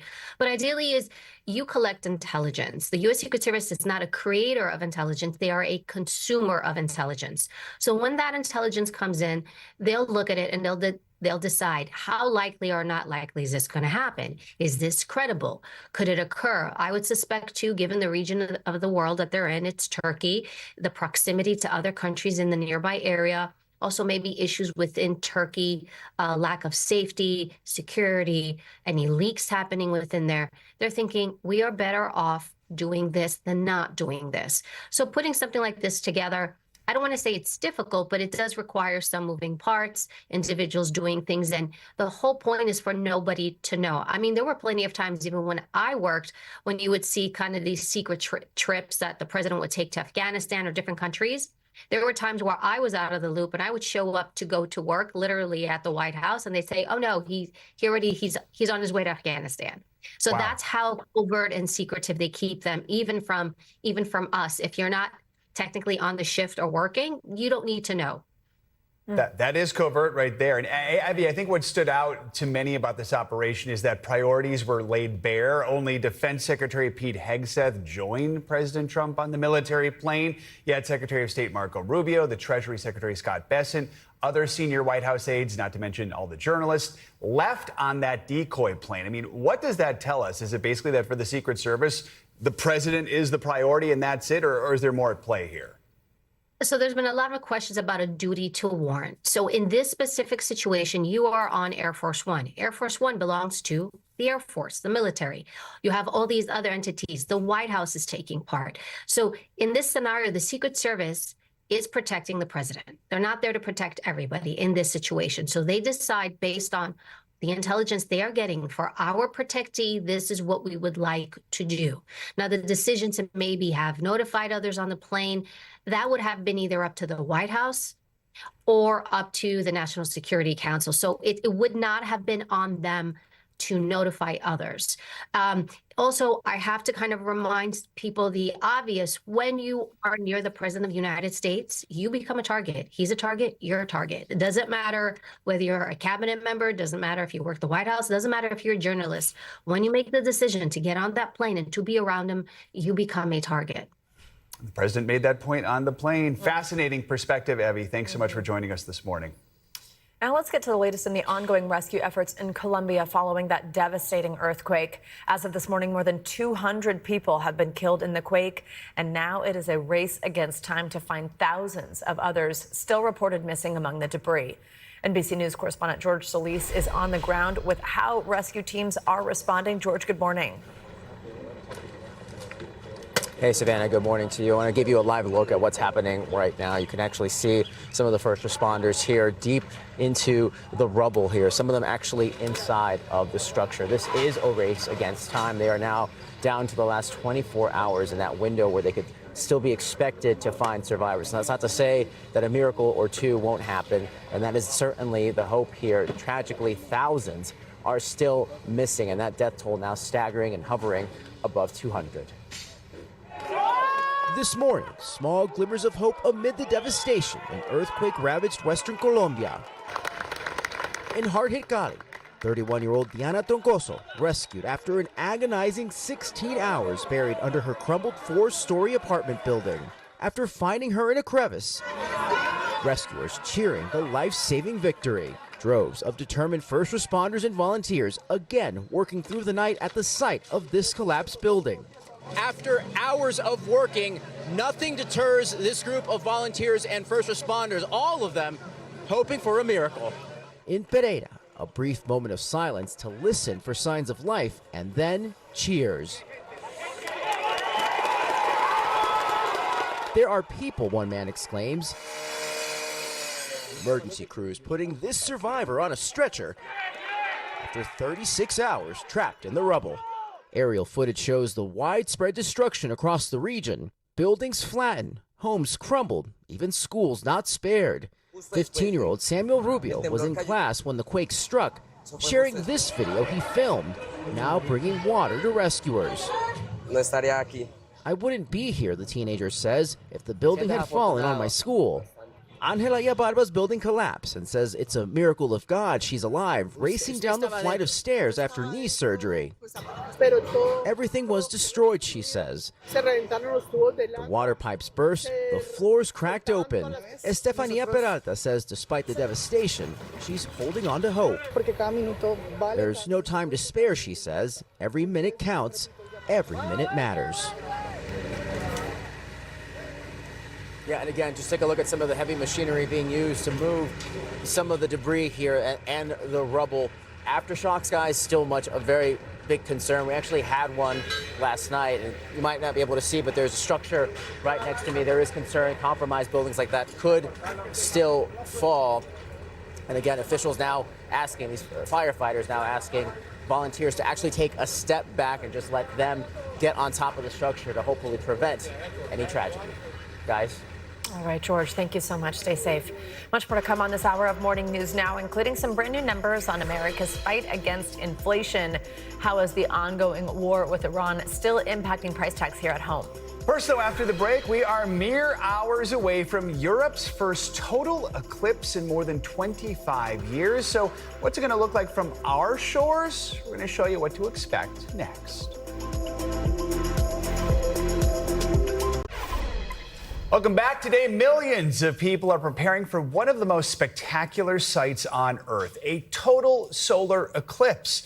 In a few hours, the path of totality will cross Greenland, Iceland, and northern Spain. And here in the U.S., some areas will get to experience a partial eclipse.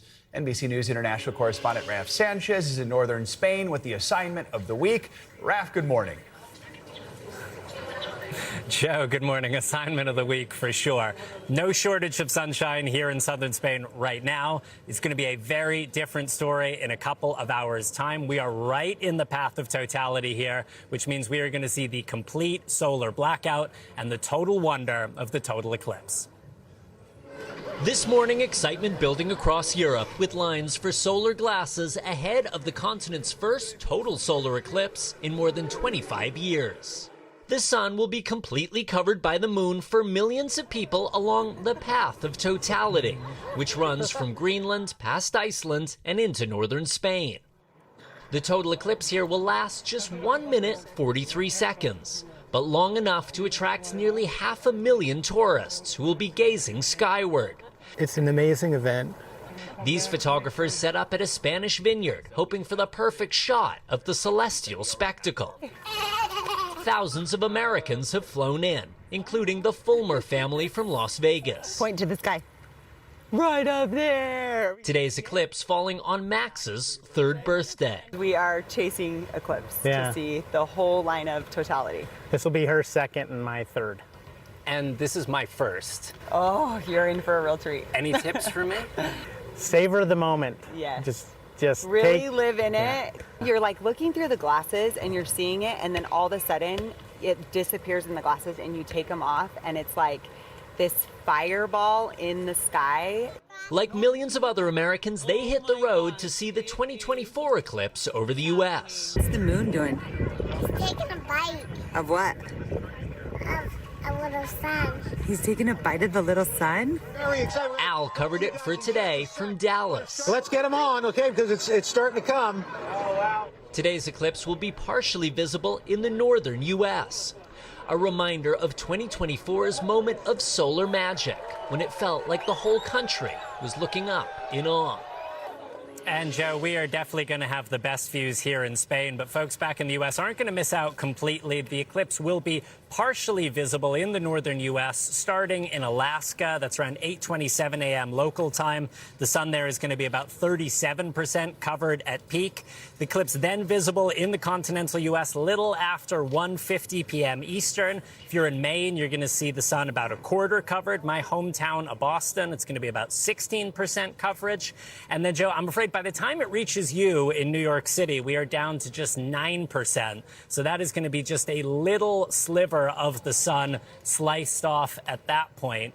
But if the if the shot wants to come back to us, yeah, just to offer a little PSA, Joe, if you are going to be looking at the sun anywhere, you definitely want to be wearing your super fashionable solar glasses, because we definitely don't want any burned eyeballs out there. No kidding. They look fantastic on you, Raph, and especially if you're looking at the 9%, you want to make sure you have those on. Obviously, Raph is going to have the best view, but if you can't make it to Spain, because it's a little late for that right now, we got the next best thing. You can catch all the solar eclipse action right here. Our live coverage of the 2026 total solar eclipse begins today at 1:45 p.m. Eastern, right here on NBC News Now.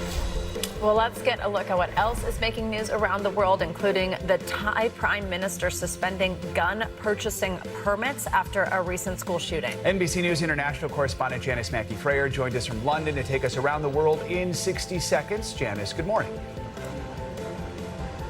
Hey guys, good morning. Thailand's prime minister has suspended gun permits for firearms in the country and has ordered a review of existing permits days after a 14-year-old gunman killed 9 people. Police have also been told to stop renewing permits as the country now moves toward tougher gun control laws. Last week, the teenager killed 6 people at his school, then himself, after fatally shooting his grandparents. Thailand has the highest rate of gun ownership in Southeast Asia. The Caspian tiger is making a return to Kazakhstan, a species not seen there in 70 years. The release of a wild-caught female into a nature reserve comes after a decade of careful planning, as conservationists hope it's a move toward restoring the species feared to be extinct. Umit, which means hope in Kazakh, may soon be joined by other big cats, including a wild-caught male from Russia and 2 tiger cubs that are being raised on the reserve in special enclosures. And finally, the heat waves that have been hitting Europe this year are reshaping the sparkling wine industry in Italy. Workers there are having to go into the vineyards to pick grapes before dawn and also 10 days earlier than usual, not only to avoid the scorching temperatures, but because the heat has been speeding up the ripening process. Winemakers say that climate change is narrowing the window for what they do, and that quick decisions are now required to make the difference between a good wine harvest and a bad one. Joe and Savannah, back to you. So many adjustments that need to be made. Janice, thank you so much. Appreciate it. Coming up, we are now just a few weeks away from the start of Luigi Mangione's murder trial right here in New York. After the break, why the judge presiding over his case wants to keep the jury anonymous. That's next. This is Morning News Now.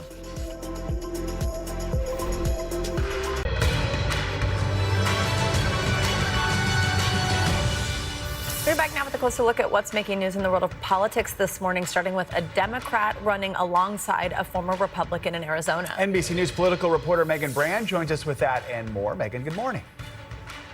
Hey, Joe and Savannah, good morning. Let's start in Arizona, where Governor Katie Hobbs has picked her running mate in what's expected to be a competitive re-election race this fall. What's unusual, though, is the fact that Hobbs, who's a Democrat, has tapped a former Republican to run for lieutenant governor. She's picked John Giles, the former Republican mayor of Mesa. Giles said he was a lifelong Republican before becoming an independent. He also switched his party affiliation to independent back in May. Let's go next to Russia, where a former U.S. Marine was released after spending more than 4 years in prison. The man, 32-year-old Robert Gilman, was believed to be very ill, and a White House official said that he was back in the U.S. last night. President Trump said in a Truth Social post that Gilman was released on a humanitarian basis and that there was not a prisoner exchange. Senator Ed Markey said in a statement that Gilman had been diagnosed weeks ago with dissociative stupor, where he was essentially catatonic and also had a severe case of pneumonia. Finally, let's turn to Congress. Republican Senator Bill Cassidy slammed President Trump's executive order that aimed to cut the number of universally recommended vaccines for kids. Cassidy, who is a doctor, strongly defended vaccines in a post to X. Moves like the executive order, he said, were, quote, why parents are losing faith in this administration. The senator also spoke out against the executive order yesterday, calling it wrong. And that's a look at what's making news in politics this morning, guys. Megan, thank you so much. We are following some new developments in the case against Luigi Mangione. That's the man accused of killing United Healthcare CEO Brian Thompson. Mangione was back in a New York court Tuesday where the judge ruled his state murder trial will have an anonymous jury, citing concerns about possible harassment and intimidation. The courtroom was packed with journalists and Mangione supporters as his attorneys left court surrounded by cameras. Take a look. How's Luigi doing? How's your client doing right now? So sorry, we're not commenting. Do you feel prepared for the September 8th start? We're always prepared. And they'll soon have to put that preparation to the test with jury selection set to begin September 8th. Joining us now, NBC News legal analyst Misty Maris. Misty, good to have you with us. So this anonymous jury, I mean, your thoughts on that? Is that something that's common? What was your reaction? So New York actually has a pretty strict rule for juries to be anonymous. Okay. In general, juries do not operate in anonymity in New York. So it has to be a danger to the jury or the judicial system. Where you see this, cases of the mafia, gangs, most recently, high-profile cases like Donald Trump and Daniel Penny. So not surprising to see it here, but one of the reasons defendants don't like it, they say it makes the defendant seem inherently dangerous and could prejudice the jury the other way. But in this case, prosecutors were able to convince the judge anonymous jury was the way to go. So there's this quite unusual level of support here for the defendant in this case. It's been a pretty bizarre thing to watch unfold. Prosecutors have, of course, raised concerns about that when it comes to seating a jury. How do they go about this on a case like this? Well, so first you're going to have these extensive jury questionnaires, and the jury questionnaires are going to try and touch on some of the hot button issues in the case, or at least weed out those who have potential prejudice, who aren't going to be able to go into the courtroom and make a determination based on the facts and not what they've seen play out in the media or their own personal opinion. This is not going to be an easy task. So this voir dire process is going to be extensive. A lot of questions asked of these jurors, internet searches, deep dives on each individual. This is going to be quite a process. It's going to be difficult. It's going to be quite the voir dire, I have to imagine. Part of that is both sides are working on the questionnaires, right? What is that fight like over what questions can be asked and can't? I have to imagine it's going to be questions about the healthcare industry and your perspectives on that, just your thoughts on Luigi Mangione himself. Yes, so the defense really wanted to have deep dive questions on this questionnaire that the jury pool would answer with regard to the healthcare industry, specifics relating to jurors' opinions on certain other areas like guns. However, the judge had said keeping it more general and then asking a lot more of those personal questions one-on-one during that voir dire process to dig in to those healthcare type issues, because they want a pool of jurors. They want people coming into the courtroom. You're going to have these questionnaires. You're going to be eliminating everybody before you even get people into the voir dire process. Let's also talk about the federal trial at the same time. Mangione is due in federal court Friday. How do these intersect with each other? Well, this is interesting because that conference Friday was a joint conference requested by prosecutors and defense, popped up out of nowhere. Some speculation. Is there a plea deal? Could be anything else. There's lots of things happening in that case as well, in anticipation of the January trial. But many are saying, could the federal case go away? Wow. We're obviously speculating here, but if there's a plea deal when it comes to the federal case, but then you still have a state case, that creates an interesting situation too, It right? does quickly. Well, the defense would likely argue that the state case has to go away too because of double jeopardy. The laws are much more expansive under New York law than federal law. So that's something we could potentially see. Wow. We'll have to wait till Friday. Stay tuned. Misty, good to have you with us. Thank you. Coming up, some new numbers on inflation are out this morning. When we come back, we're going to dig into the latest data, including an in-depth look at how the ongoing war with Iran is still impacting those critical energy prices. We are watching your wallet next on Morning News Now. We are back with some breaking economic data. So inflation rose by 0.1% in July. That's the month over month. Here's the number you're probably paying attention to, 3.4% year over year. NBC News Chief Business Correspondent Christine Romans is at the big board for us. Also with us is Investopedia's Editor-in-Chief and Chief Business Editor of People Inc., Caleb Silver. Good morning to you both. Christine, let's start with you at that board to talk us through these numbers and how they do compare with previous months. Yeah, I mean, a little bit cooler than we saw last month. That's good news. But remember, what is comfortable when we don't talk about inflation, it's 2%. So it is much more than that right now. Take a look here at the trend and what that looks like. You've got a little bit of improvement here, But when I look inside these numbers, I see a core inflation rate, which is when you take out food and energy, that's up 0.2%. Sounds really wonky, but that's the highest or the biggest month-on-month increase since last September. So that does show that inside these numbers, higher prices are still percolating. All right, Caleb, your reaction. What stands out to you? Yeah, we're kind of stuck here in this range, right? 3 to 3.5%, but it feels higher if you're out there shopping every week for your family. And if you look at things like, and I know Christine will take us through the categories, food prices away from home, but then you stretch it out and you think about how much things have increased in the past year. I'm looking at airline fares up 25% in the past year. Doesn't it feel like every time you go to buy an airline ticket, ridiculous. Like, what that used to be $350, now it's $480. So sticky inflation, and retailers and service companies like airlines know they can keep it right here. We're actually paying for this and shelling it out, even though we feel terrible as consumers. Yeah, no kidding. Christine, let's dig into these numbers by category. Yeah, you know, and Caleb, you mentioned airfares. I'm looking at used cars and trucks because I need to buy a car, and used car prices popped up a little bit last month. So the new car models come out in September, so I'm sort of watching when's going to be the best time to buy a car because car prices have been a problem. I just filled this in for you. Food prices up a little bit, but food at restaurants, dining out costs more than staying at home. We saw that in those numbers. Energy prices down a little bit again. Remember, we'd seen some relief earlier this summer in energy prices. Shelter prices up 0.1%. I also looked, guys, at electricity, also up 0.1%.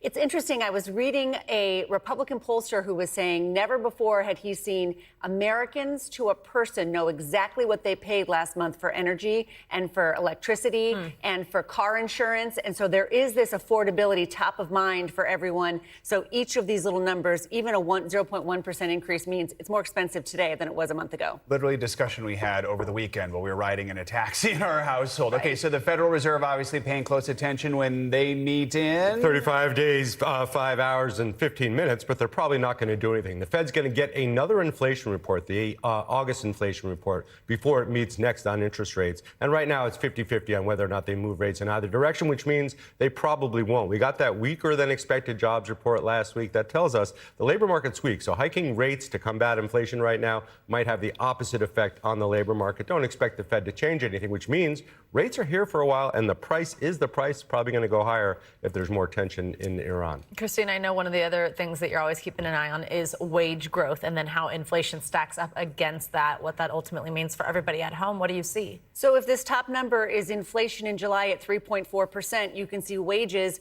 growing only 3.2%. What does that mean? It means your family's purchasing power is a little bit less. It means your wages aren't growing as fast as the cost to run your household. And so that, I think, is still, it's been happening for a few months now, and I think that's still kind of this top of mind feeling for so many families, because even if they are getting a little bit more money in their paycheck with the wage increases, they're paying more than that at the grocery store and for energy and everything else. So that is kind of the backdrop of the affordability question, I'd say. We have been talking about that for several months because I think people are taking notice of the fact that their wages aren't rising as fast as inflation right now.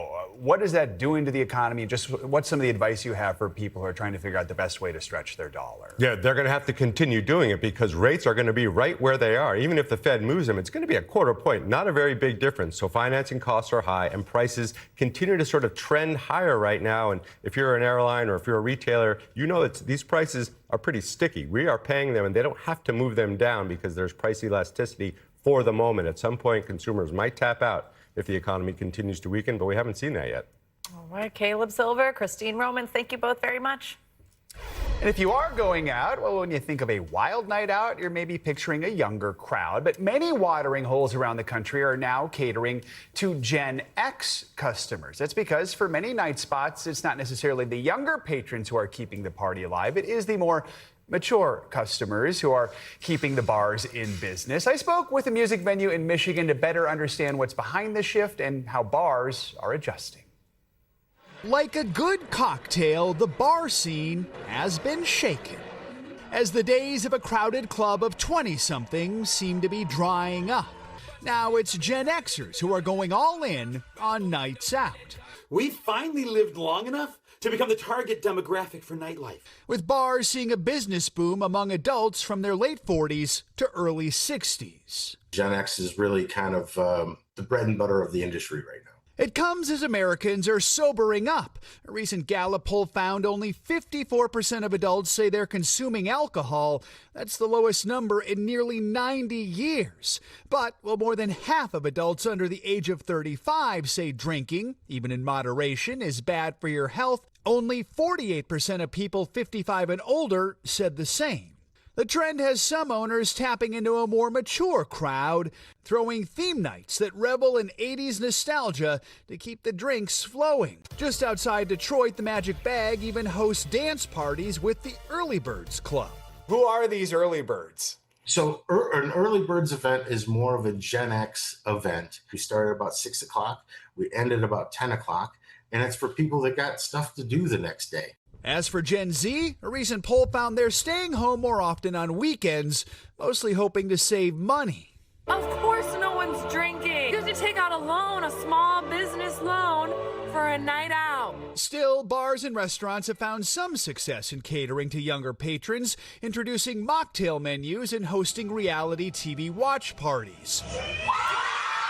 Still, owners say it's the older crowd that's most reliably buying drinks, as they make sure a night out is never wasted. They just want to have a good time is the best way that I can put it. And then get a full night's sleep. And then get a full night's sleep. Yes, exactly. It is interesting to note Gen Z may not be drinking less. One study released earlier this year did found their alcohol consumption is pretty much on par with other generations. They're just less likely to maybe have that drink at a bar. Love that. There's a growing summer showdown on the picturesque island of Nantucket. So this local store on the island went viral after hanging up a sign that said, "No influencers." Well, the shop's owner now says the sign wasn't meant to be taken literally, but it's already sparked plenty of online praise and quite a bit of backlash. So as social media tourism continues to grow, are influencers starting to wear out their welcome? NBC News correspondent Kaylee Hartung has the details. The once quiet enclave of Nantucket, a coastal getaway for celebrities and famous families, and an idyllic backdrop to some of the hottest recent shows. I'm just trying to move forward. So I'm planning on having a girls' weekend to Nantucket. Is now booming with a different type of visitor, trying to perfectly capture that aesthetic shot. We're headed to the island today for an influencer event. The island's summertime popularity stirring up a heated debate. How stupid can you be to put a sign in a store that prohibits basically free marketing? A popular local store, the Four Winds Craft Guild, displaying this sign over the summer. This sign is funny. It's funny. Some got what the store owner said was a joke, as a post of the sign went viral. What happened to humor? It's just a little bit of local humor. But swift backlash came with the buzz. It sent the message that creators aren't welcome, and I don't think that's fair. The owner, John Sylvia, told the New York Times sometimes his store is used as someone's background, a stage, while influencers say they can be good for business. As a business owner and as a content creator, I live this tension every day. Our influencers are really important to us, and I know that they can make a big difference for any small business. I do think there are creators who could be more conscious of how they show up in shared spaces. I really do. But putting up a sign just saying no influencers, blanket, no influencers allowed, just seems a little tone deaf. In recent months, Nantucket has become an influencer hotspot. We were influenced on TikTok to come visit, and we're having a great time. With long lines, now a common sight on what used to be a very private island. The town has become an absolute zoo. Lines everywhere. Paige Lorenz, a lifestyle creator and founder of the brand Dairy Boy, launched a flagship boutique in Nantucket earlier this summer. Droves of eager customers lining up to buy her merchandise. Gearing up for a very busy end of the month. We have a big drop. And it's not just in Massachusetts. The rise of influencer tourism, part of the reason why there's been an influx in some popular areas, including destinations in Europe like Saint-Tropez and the Amalfi Coast. And in many major cities, TikTokers sometimes even taking over the latest trendy spots. All of it highlighted recently in Emily in Paris. Excuse me, how did you hear about this place? Oh, it's all over Instagram and TikTok. You ruined Solitano. It was paradise, and now it's Disneyland. In the U.S., some towns taking action, like Sleepy Hollow Farm in Vermont, where fall foliage is a sight to behold. Neighbors petitioning to close nearby roads to prevent tourists from flooding the streets to snap a photo. Back in Nantucket, despite the ongoing debate, many locals seem to be completely unfazed by all the extra love their town is getting. Are influencers good or bad for Nantucket? What are influencers? What are they? I have no idea what you're talking about. As more visitors continue to flock to the island for some summer fun. I don't think it's really about good or bad. Nantucket's an influential place. People are always going to want to come here and, showcase the island. So for me, it's just about enjoying Nantucket. Our thanks to Kaylee Hartung for that report and the excuse to look at those gorgeous pictures of Nantucket. Well, influencer culture, it is a multi-billion-dollar industry, and even that shop owner acknowledges its value. But he says his frustration is with visitors, who come in just to take photos or videos or record with those little microphones without buying anything or even engaging with him. So certainly a debate to continue having there. Coming up, it could be a saving grace for pet lovers who just so happen to suffer from allergies. When Morning News Now returns, how gene editing technology is helping owners breathe a little bit easier while caring for their best friend. Stay with us. That's up next. We're going to end this hour with some groundbreaking research that could help dog lovers with allergies breathe easier. A team of scientists use a Nobel Prize-winning technique to edit the genes inside the skin cells of a pair of dogs. Those edits stopped the production of a specific allergy causing protein that is found in dog fur, saliva, and dander, all that stuff that can make you itchy or sneezy. This is the first time this particular gene editing approach, it's called CRISPR, has been tried successfully in dogs. The results produced these two hypoallergenic, very adorable, by the way, beagle twins you see on your screen. Their names are Bailey and Alfie. And joining me now is actually in the corner there is Bailey, as I understand it, as well as the scientist who led this research, Matt Walker. He's the CEO of Kindred Companion Sciences. And there he is, the proud owner of Bailey, one of those beagles. And Bailey, we are lucky. We also booked as a guest. So look at us. That's very cool. Matt, let's just start with how this all works. Like, what makes these two beagles different from, I know a lot of people who think they already have these hypoallergenic dogs. What's the difference? Yeah, so this term hypoallergenic typically just refers to breeds that shed less hair. But dogs as a species actually all produce this main allergen gene in their saliva and in their hair and dander. And studies have shown that these hypoallergenic breeds, like poodles and doodles, actually produce just as much allergen as any other breed. So our approach here is a little bit different, like you mentioned, and rather than hoping that reduced shedding will decrease exposure to the allergen, we're actually targeting the allergen at its biological source and preventing it from being produced. So roughly 1 in 10 Americans is allergic to dogs. That's according to the American Academy of Allergy, Asthma, and Immunology. Is that why you wanted to do this? Yeah, exactly. And I'm one of those one. I mean, I've always been allergic to dogs. My family could never have a dog. When I left for college, my family actually got a golden doodle named Morgan. And this was a breed that was created partially because of its hypoallergenic properties. But whenever I went home, I had the same reaction to Morgan as I did to any other dog. So as a scientist, I wondered what was the cause of my allergies and realized it was genetic. And I wondered if we could use modern genetic tools to address this problem at its source. I know that y'all want to test this on other dogs and service animals and essentially try to breed a line of dogs that are allergy-free. What are some of the challenges, though, that stand in the way of getting that done? Yeah, so as I mentioned, all breeds of dogs carry this allergen gene. So we'll be targeting this gene in other breeds, and that part of it should be straightforward since they all have this gene. And our next step is really to apply it to these other breeds and also to service animals. We're really interested in helping people who are allergic, who rely on service dogs for visual impairments or seizure disorders or other health conditions. We'd really love to help make that relationship possible by applying this gene editing tool in these other breeds and service animals. Let's talk about the other side of this, though. Some animal rights activists claim either that this isn't safe enough to test more broadly. There's also concern, though, about what this means for rescuing dogs, what it means for this nationwide animal shelter crisis. What is your response to both of those? Yeah, it's a really good question, and thanks for raising it. So gene editing is, of course, a powerful tool, and we need to make sure that it's used carefully and responsibly. And for us, that means making sure that the animals are healthy. That's our priority. And so far, at almost 2 years of age, the dogs are healthy and have developed normally, as we published in our paper. And then regarding animal shelters, I guess I would say that as someone with allergies, personally, I would never have been able to bring a dog into my home. So we think that we're really addressing a completely different group of people here. And the other side of this is that allergies are, of course, a reason that many people have to give up their dogs when they bring a dog into their home from a breeder or from a shelter, and then they realize that they're allergic. They have to give that dog up for adoption, or it has to be rehomed. So we hope that our work will be able to help both humans and dogs. My dog would be very jealous of your dog's couch privileges that I'm seeing happen behind you as Bailey curls up right there. Not allowed on the bed, but she's allowed on the couch. That's good. Okay, I'm the opposite. All right. Matt Walker, thanks so much for joining me this morning. Really interesting stuff. We appreciate your time. Thanks so much. That's going to do it for this hour of Morning News Now.